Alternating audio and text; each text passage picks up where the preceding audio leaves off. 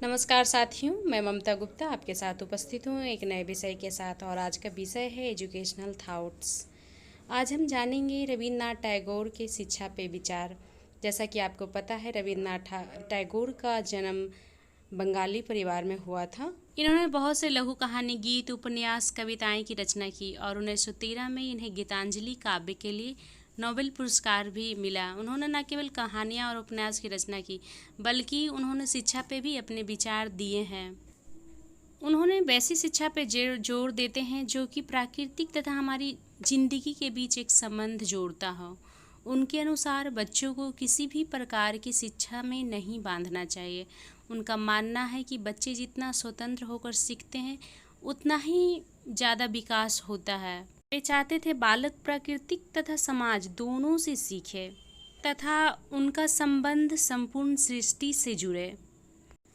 आगे वो कहते हैं, बच्चों को कोई एक भाषा में बारे में ज़्यादा से ज़्यादा जानना चाहिए ताकि वे उनका अच्छे से प्रयोग कर सके। अगर हम उन्हें बचपन से ही बहुत सारी भाषाओं को सीखने पे जोर देते हैं तो इससे वे भाषा तो सीख जाते हैं, लेकिन उनका प्रयोग वह नहीं कर पाते। स्वतंत्रता हमारी ज़िंदगी का सबसे ख़ास भाग है। अगर हम बच्चों को केवल किताब पढ़ने पे जोर देते हैं तो वे बहुत कुछ सीख पाते हैं। बच्चों को खेलने, दौड़ने, गलतियां करने देना चाहिए ताकि वे गलतियां करके उससे खुद का विकास कर सके। प्राकृतिक एक ऐसी जगह है जहाँ पे वे बिना रोके टोके सीखने का मौका मिलता है। टैगोर जी के अनुसार स्वतंत्रता 3 प्रकार की होती है: बुद्धि, दिल और इच्छा। इस तरह की स्वतंत्रता हम बच्चों को तभी दे सकते हैं जब बच्चे सिर्फ किताब को ना पढ़कर पूरी आज़ादी के साथ खेल कूद सके। उनका मानना था कि शिक्षा को सीमित किया गया तो बच्चे की मन की वृद्धि नहीं हो सकती।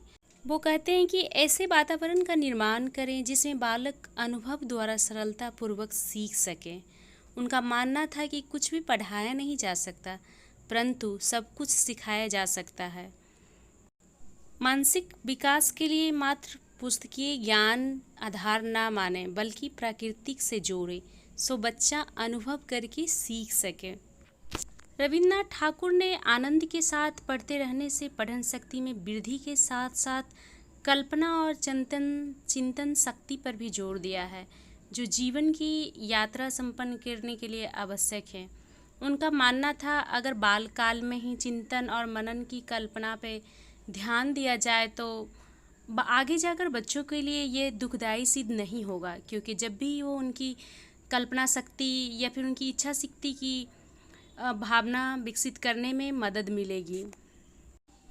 उनका मानना था कि बालक का विकास एकमात्र रास्ता उनके लिए अनुभव देने वाली परिस्थितियां का निर्माण करना है। यानी बच्चे आनंद के लिए पढ़ना चाहेगा, सो आप ऐसे माहौल तैयार करें जहां बच्चे खेल खेल में प्रकृति के साथ, अनुभव के साथ हर चीज़ सीखे एंड अपने जीवन शक्ति में कल्पना करने, चिंतन करने, ये सारी चीज़ें उन्हें आए और आगे जाकर उन्हें ये सब अनुभव एक सफल व्यक्ति बनने में सहयोग करें। अगर वीडियो आपको अच्छा लगा हो तो इन विचारों को ज़रूर अपने बच्चों के साथ अप्लाई करें और लाइक एंड सब्सक्राइब ज़रूर करें। धन्यवाद।